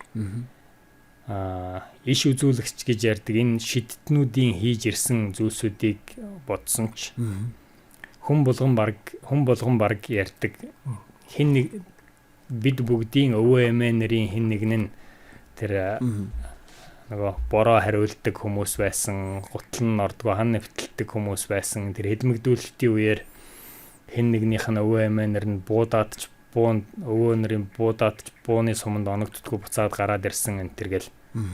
Бидний бүгд өвөг дээдсүүд бүгд л тийм ярьдаг. Тий, ярьдаг шүү дээ. Бүгд л ярьдаг. Таны өвөө танд худлаа ярих хүмүүн үү? Биш. Тий. Миний эмээ надад худлаа ярьсаар ирсэн үү? Би бол хизээч тэрэнд тэгж боддгоо. Миний аав надад тэгж худлаа ярихаар юм биш. Би ингээ эмээтэйгээ эмээгээс хөтлөөд ингээд хурган дэнтер зөндөө явдаг байсан. Манай эмээ дээр бол ерөөсө бороо орж байгаагүй. Би сүулт бодсон. Намайг оюутан байхад эмээтэй ингээд зөндөө олон хүмүүс эмээг аваад хөдөө хөдөө ингээ явж байна. Тэгэнгүүт манай аав энтер хамт явж байгаа. Би бол хамт явж байгаагүй. Тэгээд гисэн чинь жолооч нь ингээ бороо ороод яваадсан гинэ. Нэг тойрол бороо ороод ерөөсөө машин дээр нь бороо орохгүй. Тэгээ аав надад ярьж байгаа байхгүй. Тэгээд жолооч нь хэсэг явж яснаа эмээ та бороо хариулаад байна уу гэж тэгсэн чинь үгүй гээл сар гэж орсон. Тэгээд угаасаа тэр бол баталгаатай бороо хариулаа яваад байсан. Энд чи яг ингээд борооноор л яваад байдаг. Ерөөсөө машин дээр нь бороо орохгүй. Тэгээ ярьж байгаа. Миний аав надад худлаа ярих уу. Тэгээд би сүүлд тэгээ бодож ясан чинь намайг ойтон байхад нас орсон л да миний мэн. Ер нь энэ ингээд сониуч занг суулгасан гол хүн бол манай эмээ байна. Эмээгийн өвөө бол нутагтаа нөгөө тэргүүн гялхаа гэж нэрлэгддэг байсан хамгийн өндөр тухайн үеийнхээ хамгийн өндөр номтой тийм гигантэн хүн байсан бэлээ. Тэгээд олон чадамжтай байсан юм байна. Тэрийг манай эмээ нүдэрээ харж өссөн юм байна. Тэрийг надад зөндөө их ярьж өгдөг байсан. Би өөрөө нөгөө сонирхох дуртай болохоор эмээгээс очил байна дандаа асууна. Нөгөө яадаг байсан гэлээ. Тэгээд эмээ маань надад зөндөө их ярьж өгдөг. Тэрнээс улбаатай ингээд эрэл хайгуул бас улам сонирхол төрөөд байгаа байхгүй тэр чинь бас. Үнэхээр одоо тийм боломж байх юм уу? Байгаа мó. Тийм байгаа мó. Таны энэ ярианд ш тахаа. Дүүн яг жилийн өмнөөсөн бол их тийм итгэж чадахгүй. Юу яриад байгаа юм бэ гэдэл тэ. Одоо бол ер нь ингээд 100% бичгсэн. Ер нь нэг иймэрхэн байдаг шүү гэж ер нь их боддог болсон. Яагаад тэгэхээр би ер нь тэр Жайна эмчи сургалтанд ер нь нилээ явсан л та. Бас л одоо яг юм сэтгэл зүйн салбарын үнэтэй. Психосоматик энтер гэдэг нөгөө жаргаа өгчтэй юм төстэй юм билээ. Яа за. Тийм тэгээд ингээд яваад ангууч хүний даалт ухамсар гэж нэг юм байна тий. Тэгээд тэр даалт ухамсартайгаа холбогдох тийм арга гэж байдаг юм байна. Би өөрөө би тэр үзлээ. Тэг бүр гээл гайхаад байдаг байхгүй заримдаагүй нэг яарсан. Тийм нэг юм нэг зарим талаас нь чих дээр үед бас их нууц техникүүд байсан юм шиг байна. Зөвхөн цөөн тооны хүмүүс мэддэгтэй эсвэл одоо хаад ноёдуудад л хэрэгэлдэг юм сэтгэл зүйн арга техникүүд байсан баахгүй. Тэгээд зарим талаас нь ингээл хараад гад нэр шиччих юм шиг. Ер нь хүний даалт ухамсарын нөөц бололцооч ер нь бас л их асар их үргэн юм байл шүү дээ. Бүр ингээд урд нь бодож исэн миний бодлоос л ямарсан их юм бэлээ. Санаанд тогтомгүй их юм бэлээ. Харин даалт ухамсарын тухай жоохон нэг яриад байгаа шүү дээ. Даалт ухамсарт ерөөсөө чадахгүй юм гэж байхгүй шүү дээ. Даалт ухамсарт л чадахгүй юм гэж ерөөсөө байхгүй. Боломжгүй юм гэж ерөөсөө байхгүй шүү дээ. Төрөний нөгөө юун дээр агаар холтны талаар ярьсан шүү дээ. Тэн дээр нэг юм нэмээд тайлбарлая заа. За сая хоёлаа бол ингээд тийм юу ярьлаа нөгөө хийсвэр барьцгүй тийм юмнууд ярьлаа. Өвөө тэгжсэн эмээ ингэж ярьдаг байсан гэдэг. Агаар холтнууд яагаад ингэ бодиттой байгаад байна гэхээр хүний бие юугаар ажилтдаг? Хүний бие агаарыг хамгийн их амьсгалдаг. Хүний бие одоо ингээ гараа хөдлөхдөө юу хэрэгтэй? Хүний биед ер нь тийм энерги ирч хүч байж л хүн гараа хөдлөгдөг. Энерги ирч хүчээ одоогийн хүмүүс нийтлэгээрээ юу яаж авж яах вэ гэхээр ямар нэгэн зүйл идэж л авч байна. Тэр идэж байгаа зүйл нь юу юм? Би бол цөмийн физикч мэрэгжилтэй хүн. Тэр идэж байгаа зүйлийг ингээ харж байгаа хгүй. Ихэнх хүмүүс мах идэж байна тийм үү? За. Тэр мах гэдэг юм зүйлийг харъя.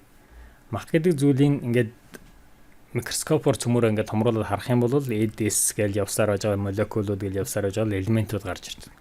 Тэгээ элементүүдийн дахиад томруулаад харахаар атомны явсаар байгаа атом цөм электрон тэгээ явсаар байгаа л тэгэл энерги болчихдог. String theory гэдэг бүгд энерги болчихдог. String theory гэдэг. Бүгд string одоо нэг энергийн юм утаснууд болчихдог. Тэгэхээр энергийн утас жоохон хэлбэрийн өөрчлөнгүүт мах болчихж гэн, жоохон хэлбэрийн өөрчлөнгүүт алин болчихж гэн, жоохон хэлбэрийн өөрчлөнгүүт ус болчихж гэн. Тий. Тэгээд ингээд харахаар энэ тавган дээр байгаа чинь бүгдээрээ олон үндсэндээ энерги юм ба шүү дээ. Идээд тэр энергинд биднэрт хэрэгтэй байгаа юм ба шүү дээ гол нь. Тий.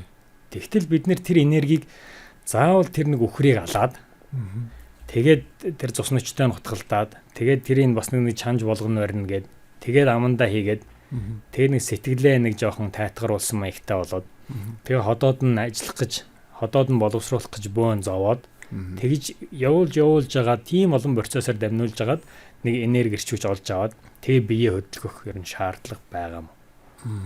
Зөвхөн биднэрт тэр энерги байгаа юм бол за жишээ нь тэгвэл цөмийн физик ойлгохгүй байвал хиймээр яри.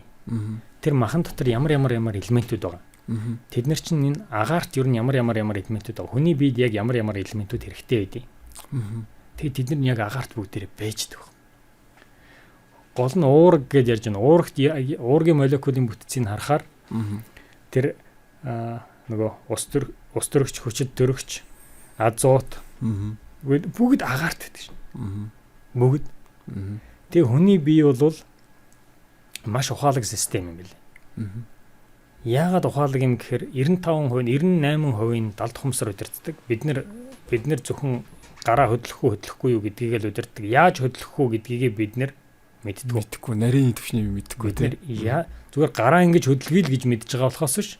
Гарыг яг ингэ хөдлөгийг гэхэд яг ямар сигналаа хаана хоримтлагдсан ямар энерги тийш нь явуулаад гарын аль булчингийн татуулаад гар дээшээ хөдлөх үү, хуруугаа ингэхүү тэхүү хитэн сая 9 шууд сүрс явж байгаа. Бид нар тэрийг удирдах чадахгүй. Бүгдийн далд хумсар удирддаг. Тэгэхээр бид нар нүдээ завчих уу, ходоодонд орсон хоолныхаа талын одоо боловсруулаад талын нүдээс хойш боловсруулчих. Бид нар ямар ч тийм чадамж байхгүй. Энэ олон эсийн, энэ олон химийн үйлдвэрлэл биднэрт ерөөсө чадамжгүй. Тэгэхээр бид нар далд хумсартаа ойлгуулад агаарт тэр уурга, тэр ус тэдний чинь элементүүд нь бүгдээрээ байна. Тэрийг ингээд өгчий. Тэгээд өөрөө наад тэр уурга хийгээд ав. Гэдэг мэдээллийг бид нэр далд хумсартаа суулгаад тэгэл гүйцээ. Бид нар хийх ажил. Тэгээ амьсгалж өгөөл болоо. Нарнаас ирж байгаа энерги энэ өв сургамалд яагаад ургаад байгаа? Нарнаас ирж байгаа энергиор ургаж байгаа. Нар байхгүй өднөр тэд нар ургадаг юм уу? Ургадаг шүү дээ. Нар байхгүйсэн ч ургадаг. Аль хэдийн агаар мандлыг бол нар энергиэр тэжээсэн байдаг. Бид нэр тэрийг энэ арьс нүд эднэрээрээ ингээд аваад сурчий. Далд хумсартаа энэ арьсаар чинь ийм хэмжээний энерги өгчөө. Наад энергиээр өөрөө ажиллаарай гэдэг програмаа далд хумсартаа суулгаад өгчий. Тэгэл болоо. Бидний хийх ажил ерөөсөө тэр. Адилтга бол барилгын компанид бид нэр тоосго цемент арматурыг өгчий. Барилга бариарай. Барилгын компани ямар чадамжийнхаа хэмжээнд ямар барилга барих уу өөрсдөө шийдээ барилга барина. Бид нэр тэр барилгын компани чадамжинд биднэрт хамаагүй барилга барьдаг байхад л болоо. Эхнээд жоохон муу барилга барьдаг байж болно. Сайжраад сайн болчихсон. Бид нэр түүхий дээр нь хангаад авах хэрэгтэй. Тийм л юм байна те. Би одоо нэг юуны тухай нэг сонсчихсан. Нагаржуна гэдэг нэг философч байсан гэдэг чинь буддын бас нэг хүн хаантайдаг. Тэр философч нэг юм хөдөлгөөн байхгүй гэдэг нэг юу номноос уншчихлээсэн л та тий. Яг тэр бодогдоо явчлаа. Яг л тэр ингэж байгаа байхгүй одоо хүн ингээд нэг явж байгаа штэ тий. Нэг хүн явж байгаа гэхэр чинь дотор нэг хоёр хөдөлгөөн байдаг юм гинэ. Нэгдүгürt гэн тэр нэг хүн яваад штэ тий. Хоёрдугаарх нь болохоор нөгөө тэр дотор нь хөдөлгөгч хүчин зүйл гэдэг байгаа байхгүй. Тэр нь одоо юу гэдэг нөгөө EDS энерги ч гэдэг юм уу тий. За тэгвэл EDS-ийн яг юу хөдөлгөөд байгаа юм гүнгөтл тэн дотор чинь бас нэг хоёр хөдөлгөөн явах хэрэгтэй гэдэг. Ингээд тэгвэл тэр EDS чинь юу хөдөлгөөд байгаа тэрний цаана юу байгаа ингээд нөгөө атом электрон нөгөө нэг сүүлдээ нөгөө стрингс гэж сайн ярьж байгаа нөгөө нэг юм утас хөдлөө. Тэгвэл тэрийг яг юу хөдөлгөөд байгаа ингээд яг зөв. Сүүлдээ ингээд тулчт юм лээ. Нэр юуш байхгүй болоод байгаа юм шиг тий. Тэгэхээр ингээд бас нэрэл боломжгүй зүйл гэж байхгүй юм. Тэр чинь наадах чинь яг гоё юу байна. Тодорхойлолт өнөдр. Би яг энэ талаас нь бодож үзээгүй. Явсаргаад яг энерги дээр толдог байхгүй. Энергийн ойлголт нь бүгд хүн ондоо. Энерги ойлголт. Гэхдээ энергийг хэр гүнзгий ойлгож гэнэ үү гэдэг нь хүнд ондоо. Энерги гэдэг ойлголтууд ерөнхий боловч стринг дээр очиод тулж гэнэ үү, стрингээс цааш ойлгож гэнэ үү гэдэг нь хүний ойлголтын. Яг энэ шиг хөдөлгөөн бол окей. Хөдөлгөөнийг хэр гүнд очиод зогсож гэнэ үү, хэр гүн хүртэл ойлгож гэнэ үү. Ер нь бас тэр нь ялгаатай. Хайр гэдэг зүйл байна. Хайрыг хэр гүнзгий ойлгож гэнэ үү гэдэг нь хүний ойлголцоос шалтгаална. Хайрыг хоёр биенийгээ тэвэрхийг ярьж гэнэ үү? Хайрыг тэр EDS-ийн түвшинд ойлгож гэнэ үү? Хайрыг энергийн түвшинд ойлгож гэнэ үү? Тэрнээс гүнзгий түвшинд ойлгож гэнэ үү? Гэдэг нь бас ондоо. Тэгэхээр юу ч тайлбарлсан явсаар угаал гүндээ очдөг. Нэг зэг дээр л ирдэг. Ингээд энэ гүнзгий мэдлэгийг ойлгосон хүмүүсийг тодорхой хэмжээнд гэгэрсэн хүмүүс гэдэг юм бэл. Тодорхой хэмжээнд гэгэрсэн хүмүүс бол юу ч тайлбарлах чадамжтай болчтой юм бэл. Сонин. Яагаад тэгэхээр жишээ нь нэг хүн энергийг ойлгодог байлаа гэж бодъё. Тэгэх юм бол тэр хүн энэ аягийг тайлбарлаж чадах нь байна. Аягтай усыг тайлбарлаж чадах нь байна. Эмийг тайлбарлаж чадах нь байна. Энергиэр бүх юм хийж байгаа шүү. Нөгөө нэг тийм онгоо байдаг ш. Нөгөө бөөсийг сайн сурчих юм бол нөгөө бүх шалгалтаа өгчдөг. Яг тэр шиг. Төрөлөө яриад байдаг шүү. Төрөлөө нөгөө бөөс рүүгээ ороод байгаа бүх шалгалтаа өгчдөг ш.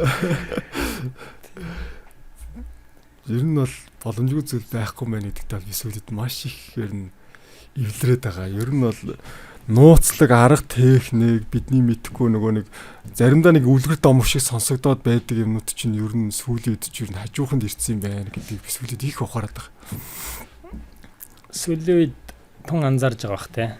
70 тухамсар ярьдаг хүмүүс асар олон болсон. Мах идтгүү хүүхдүүд асар олон төрж байна.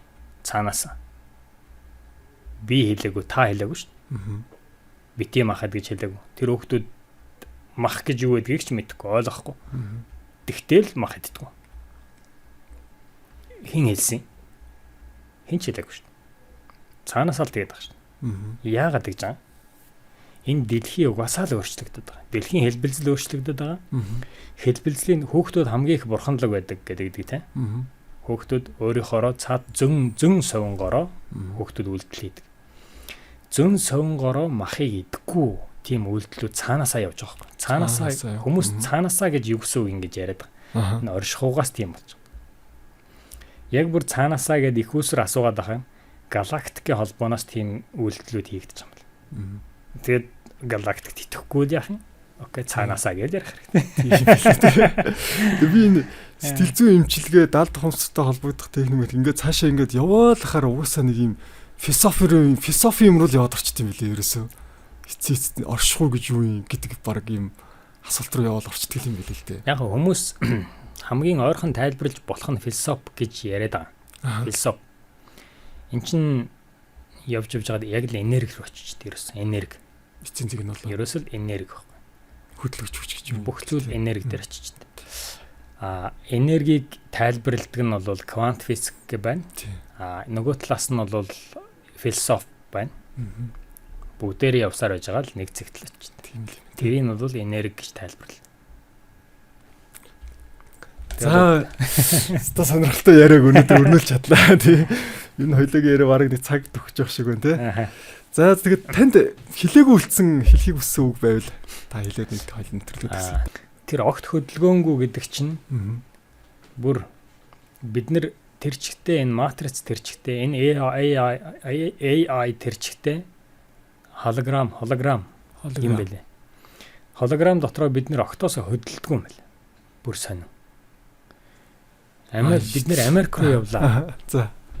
Бид нар Америк руу явлаа. Бид нар яваад байгаа ш энэ сцен өөрөө ингэж явт юм.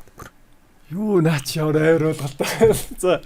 Нэг яг бодогдохоор ойлголтой наачаа. Яг бид нэр тэр чигтээ энэ AI дотор амьдарч байгаа. Бидний одоо хүн төрөлхтний энэ мэдж байгаа. Би энийг ерөөсөө анх удаага л ярьж байна. Би энийг системтэйгээр ингэж ярина гэж бодож байсан. Энэ оргуу хүн төрөлхтөн хизээч байхгүй юмыг бүтээх чадамж байхгүй. Зүг. Хүн төрөлхтөн. Угаасаа байгаа юмнуудыг л бүтээх чадамжтай. Хүн төрөлхтөн энэ оршихуй дээр огт байхгүй юмыг хизээч хийж чадахгүй. Боломжчгүй. Тэгэнгүүт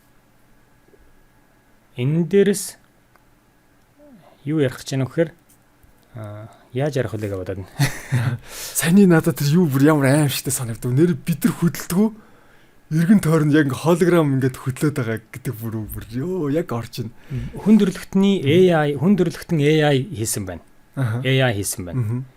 Энэ AI гэж зүйл байхгүй бол хүн төрөлхтөн хизээч хийж чадахгүй. AI гэдэг зүйлийг энэ биднээс өмнөх энэ төрөлцнүүд хэдэн мянган жилээр төрүүлсэн төрөлтнүүд аль хэдийн хийцэн зүйл. Бид нэр тэр AI дотор нь амьдардаг юм байлээ. Энийг матриц гэж нэрлэдэг юм бэл. Тэр AI нь бол бидний төсөөлшгүй хэмжээнд ажилладаг. Бидний энэ дэлхий оршихуу яг одоо ингээ хоёулагийн бие биенийг хараа сууж байгаа энэ зүйл бүгд AI. Бүгд програм. Бидний ойлгодгоос ялгаатай нь барьж болдог, мэдэрч болдог тийм AI. Хүн төрөлхтний одоогийн байгаа AI холограм энтер бол зүгээр тэрний 1% нь ч хүрэхгүй тийм хөгжүүлэлт юм байна. Компьютер технологи байна. Бид нэр metaverse гэж ярьж нөгөө нэг verse-уд ярьж штэ тий. Тэр metaverse чинь бид нэр яг одоо дотор нь амьдарч байгаа тийм юм байлээ. Metaverse чинь. Хүн төрөлхтний дараагийн хөгжил нь юу байх вэ гэхээр одоо жинхэнэ тэр metaverse дотроо өөрсдийнхөө сүнсийг оруулаад тэрэн дотроо амьдарч болох. Тийм тэр бол дараагийн хүн төрөлхтний дараагийн юм. Тэрэн дотор нь metaverse дотор нь хэн нэг нь очиад алгадах юм бол жинхэнэ мэдэрнэ. Яг тийм хэмжээнд одоо дараагийн хөгжил нь бол тийм. Гэтэл бид нэр өөрсдөө аль хэдийн тийм юм дотор амьдарч идэг. Metaverse дотор би өөрийнхөө дүрийг гүйлгэе. Тэр нөхөр гүгээд ах юм уу? Компьютерийн яг голд нь зогсчл байна. Сцен гүйдэг. Яг л тийм. Хүн төрөлхтний AI яг л юм. Бараг та. Би энэ талаар нэг зохиолч ном уншижсэн байхгүй. Манай ертөнц бол за тэр чи юу гэдэг вэ? Манай ертөнц бол хизээ нэг байсан ертөнцийн л ер нь бол тусгал юм штэ гэд. Тэр үеийг нэг хойдоо ойлгохгүйсэн байхгүй. Сүүл бодоодсэн яг таны над хэлдэг чинь. Манай ертөнц чинь аль хэдийн байсан юмнуудыг л ингэж гаргаж ирээд байгаа болохоос штэ. Ер нь айл дээр ингэж ер нь бүтцэн зүйл гэд тэр бүр яг үнэн санагдав. Эднэрт итгэхгүй байвал энэ пирамидыг хэн барьсан? Пирамидыг хүн төрөлхтөн барих чадамжтай юу? Яг одоо чадамжтай юу? Энэ Европод байгаа гол барилгууд нь яагаад 10-20 метр шавранд хучигдсан? Шавранд булагдсан.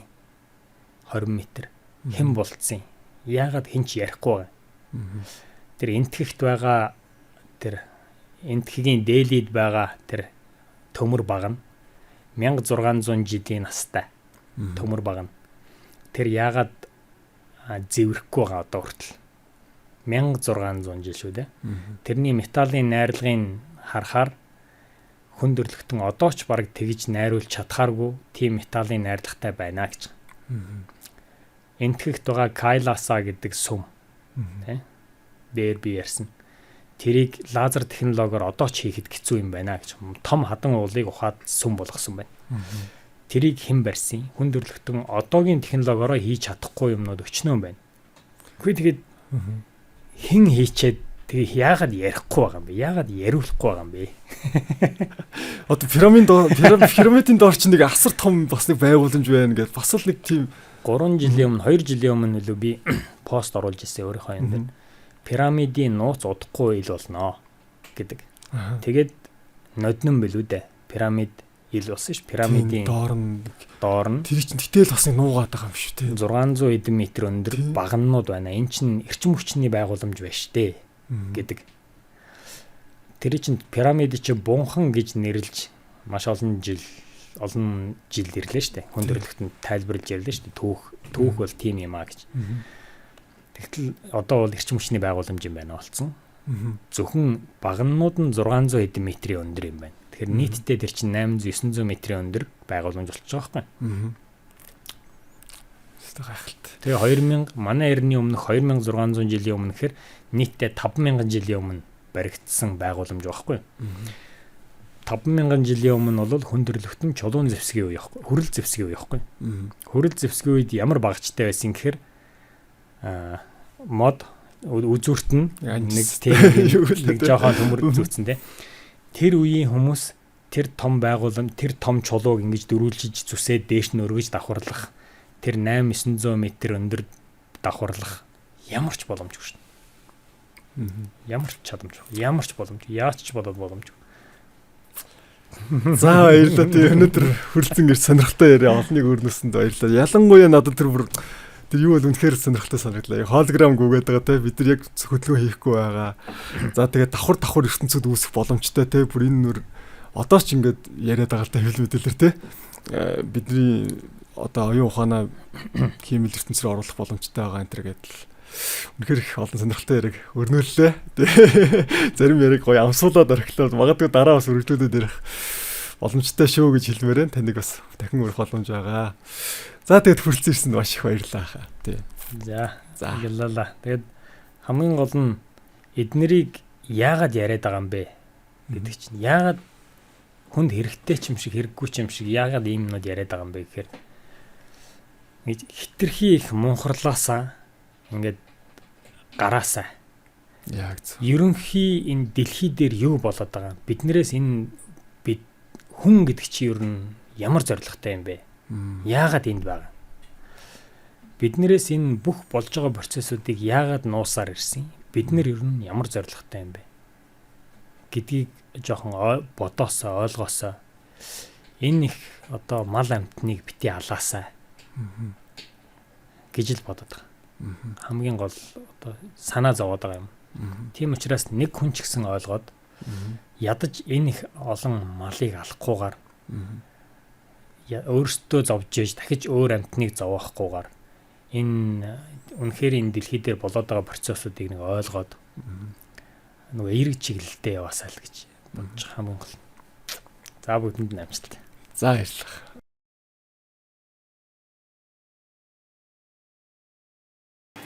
Тэр пирамидыг чинь тэр юуныхан Анунаки гэдэг хар гэргийнхэн барьсан.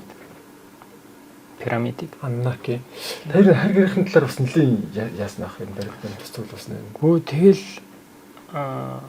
юу яхаас арахгүй шүү дээ. Ерөөсөө явсаар байгаад ерөөсөө тэднэр л хүний биеийг үүсгэсэн болж таарж байгаа юм чинь. Хүний бие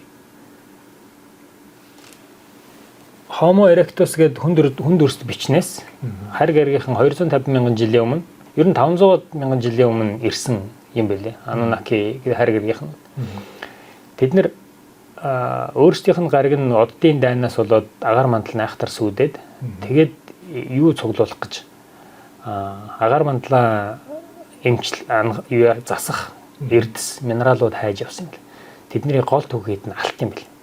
Тэгээд алт хайж явсаар очоод дэлхий дээрээс алтаа болоод тэгээ алтаа 200-300 мянган жил олборлоод сүүлдээ нөгөө олборлох чадамж нь хүрхээ болоод нөгөө улс нь дэлхийн ярчих гээд болдгоо тэдний. Тэгээд боолууд хэрэгтэй байна гэд хүм хүч хэрэгтэй байна. Тэгээд тэдний нэг хааных нь нэг хүн биологийн инженер байсан юм бэл. Энки гэдэг нэртэй. Тэгээд тэр Энки Homo erectus-ийн хүнд өрст бичиг барьж аваад яг энэ дэлхий дээр байсан хамгийн өндөр түвшний хөгжилтэй төрөлт нь амтны нь Homo erectus-ийн хүнд өрст бич байсан юм. Тэгээд тэр Ape-с барьж аваачаад хаандаа аавдаа аваач үзүүлээд энийг ер нь сайжруулад боолгох гэж яв. Тэгээ окей гэсэн. Тэгээд өөрсдийнхөө гентэй нэмээд бид нар бол хар гаргийнхны тийм хайбрид төрөлтнүүд юм байлээ. Өөрсдийнх нь чадамжуудыг сармагчингийн чадамжуудтай нийлүүлээд ДНК гэвэл дахин инженерчлээд 250 мянган жилийн өмнө хүнийг үүсгэсэн. Тэгээ энийг генетик судлаач нар ДНК-гийн судалгаан дээр 250 мянган жилийн өмнө хүний нөгөө ховслол өөрчлөлийн замд 250 мянган жилийн өмнө механик өөрчлөлт орсон байна гэж харахад ирсэн юм. ДНК судлаач нар. Тэр нь бол яавч тэр байгалийн ховслолоос ингэж ийм өөрчлөлт үүсэхгүй.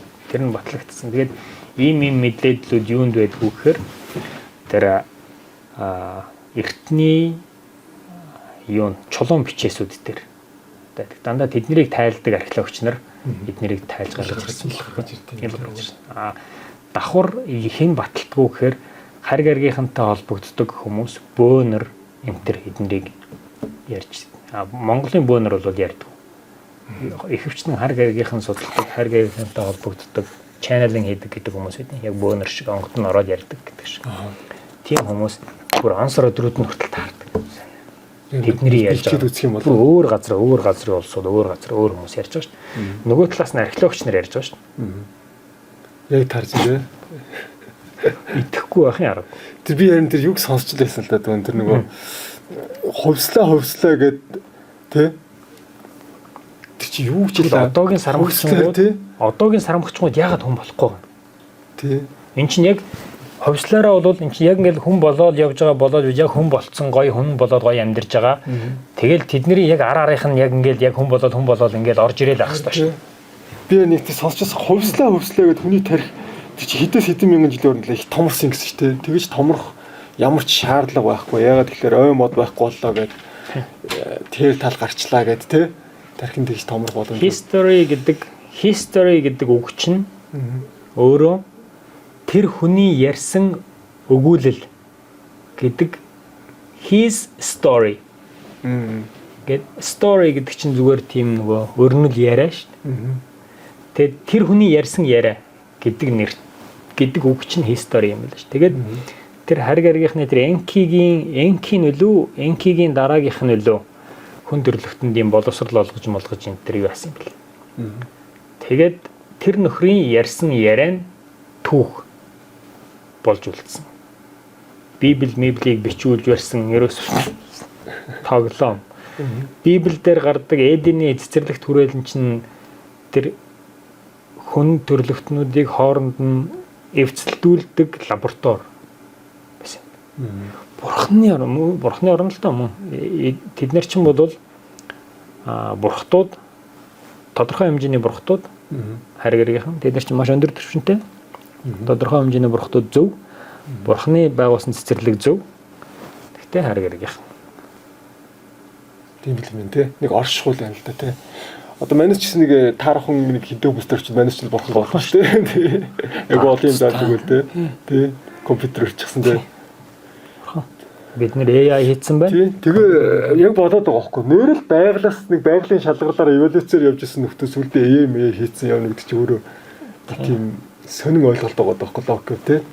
Тэгээ гол нь эднэрийг яагаад айхаа болоод ярьж хэлсэн гэхээр 2024 онд лөө дэлхийн хар хүчнийхэн үндсээр устгагдсан.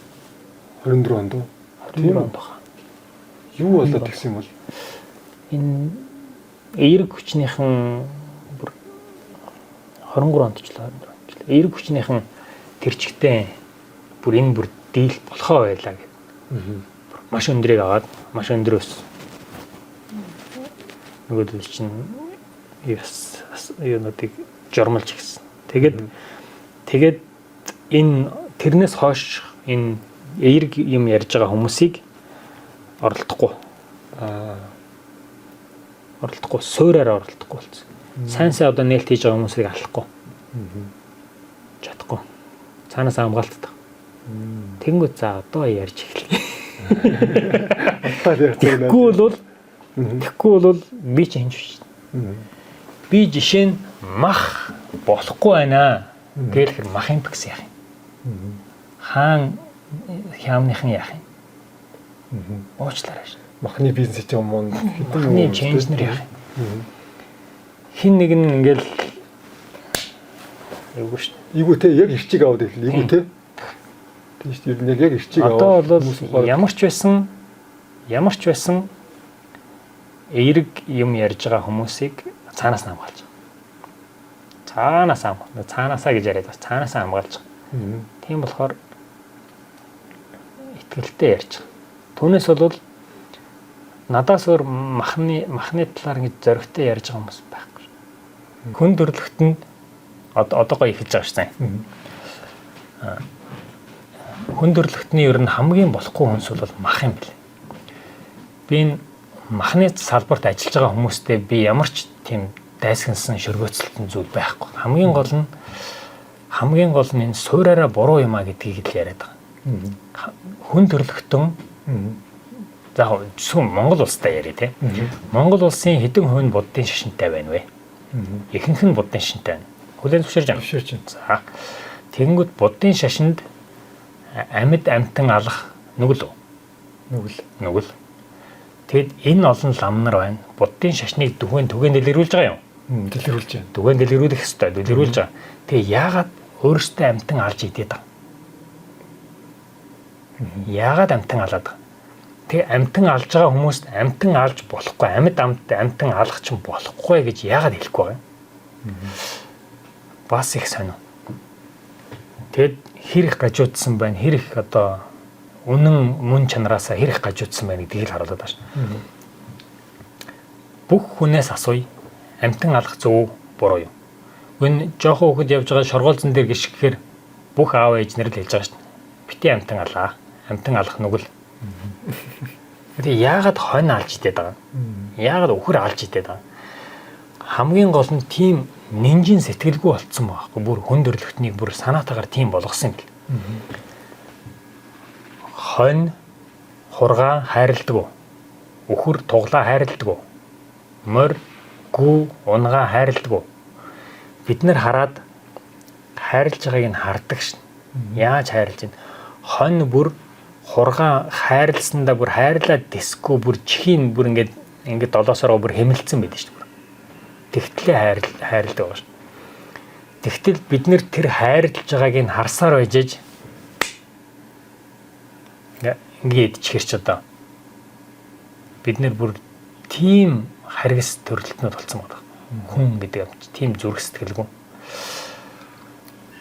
Бүх шашин зүрх сэтгэлийг ингэж нөгөө зүрхийг зөөлрүүлэх гэдэг нинжин сэтгэлийг хайрыг дэлгэрүүлэх ёстой. Хүлээн зөвшөөрж байна. Тэгтэл бүгд ингээд амтан алж идээд байгаа, амтан алж идэхийг болиулахгүй байгаа. Ингээд эсэргүүцэхгүй байгаа. Ингээд урайлахгүй байгаа гэдэг нь цаанаасаа айдастай байна. Намайг хүн юу гэж хэлэх бол одоо энэ улс төрийнхэн бүгд ойлгож байгаа шүү дээ болно. Ерөөсөө зөвхөн өөрийгөө харамаа бодсон, өөрийнхөө нэр хүндийг бодсон, өөрийнхөө тэр нөгөө хүрээлэгч, даган хүрээлэгч нарыг бодсон. Тийм увайгүй амиа утсан үйлдэл.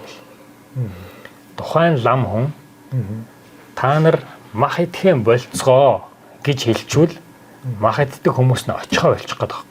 Очиж мөнгө төр хөхөө болчихно. Шүтэн бишрэхээ болчихно. Энэ улс төрийнхэн та нар мах идэхэ болцгоо амтан алаад байна штэ. Амьд амтан алаад байна штэ. Амьд амтан алхаа болооч гэж хэлэх юм бол энэ мас тэрчгтэй нөгөө хүний чинь би өснээ хийн алхаан би алдна алахгүйгаа алахгүй гэдэг эсрүүцэд байна штэ. Тэгэхээр бүгд өөр өөрсдийгөө бодоод чимээг бацгаад байна. Тэгтэл үнэхэрийн мөн чанартай бол хүн гэдэг амьтан чинь хайр энергийн зүрхэн зөөлөн уян сэтгэлтэй ийм амьт юм байна шүү. Тийм л байна. Окей. Гол нь тэрийг л яриад байгаа. Энийг аль болох олон хүн гэж ярьдаг болоод гэдэг бол их сайн байна. Түрүүн хэлсэн шүү дээ. Нийгэм тэрчгтээ далд хумсар ярьдаг хүмүүс ийм олон болчихлоо. Хамгийн гол тэр хөөхтүүд шүү дээ. Хөдөлжгүй баталгаа шүү дээ. Би хотлоо ярьж иж магадгүй. Надад итгэхгүй байж болно. Окей. Би л хүлээн зөвшөөрч байгаа. Заавал хүн болгоо надад итгэх албагүй. Гэхдээ энэ айл болгонд төрж байгаа хөөхтүүд цаанаасаа энэ зөн совингороо тэр мах гэдэг зүйлийг чи идэхгүй шүү дээ. Хэрэггүй бохир заваа энерги хувьд тийм их бохирдолтой өхөл тийм айдас шингэсэн зүйл байна гэдгийг чинь зөн совингороо мэдээд байгаа учраас ингээ гаргаж хаяад байгаа шүү хүүхдүүд. Тэр хүүхдүүдэд бол хинч зааж өгдөг. Хүүхдүүд зөвхөн зөн совин инстинктээрээ байдаг шүү. Энийг үнэхэрийн инээдтэй юм бол энэ нь ууртай юм бол уурлна. Хинч уурал гэж хэлээд ууралчдаг, инээ гэж хэлээд инээлэгчдэг хүүхдүүдийг цаанаас инстинктээр байдаг. Тэгэхээр энэ дэлхий дээр цаанаасаа ийм хөгжил угаасаа болоод эрчмийн хөгжил. Тэрнийг юм юу чи хэм бэ гэж асууж утсан уу? Яг чи юм яг өөрөөсөө юу? Тийм. Би хэм бэ? Би яагаад энд сууж байгаа? Асуужсэн. Түрүүн тэн дээр тайлбарсан билүү би. Одоо чи яг ээжээсээ яг төрхөөс өмнө хаана байсан бол? Яг бүр ингээ нас оронгуудаа ер нь хаана очих юм бол? Эсвэл ерөөсөө бүр зарим хүмүүс ингэдэм. Зүгээр л үүс нийтлэг хүмүүс гэдэг байхгүй. өнгөрсөн амьдрал дараа амьдрал тэр угаасаа уучлаарай. Тэр угаасаа байхчгүй байхч боломжгүй. Би зүгээр л ингээд аав ээж хоёр ингээд сексигэл төрсөн. Тэгээ өгөхөөрөө тэгэл өгөх нь угаасаа дуусаа гэдэг. Тийм бүр ямар ч боломжгүй. Яагаад тэгэхээр өнгөрсөн өмнөх амьдрал дараагийн амьдрал гэж бол угаасаа байгаа. Байхгүй байх боломжгүй. Яагаад тэгэхээр би бол цөмийн физикч юм, энергийн талын ойлголттой юм. Физикийн хууль гэж нэг юм байна. Энерги хадгалагдах хууль гэж нэг юм байна. Тэр нь бол энерги устж алга болохгүй, энерги үүсч бий болоогүй. Энерги нэг хэлбэрээс нөгөө хэлбэр чиглэнэ. Тийм л хууль байна. Тэгэхээр одоо чи бол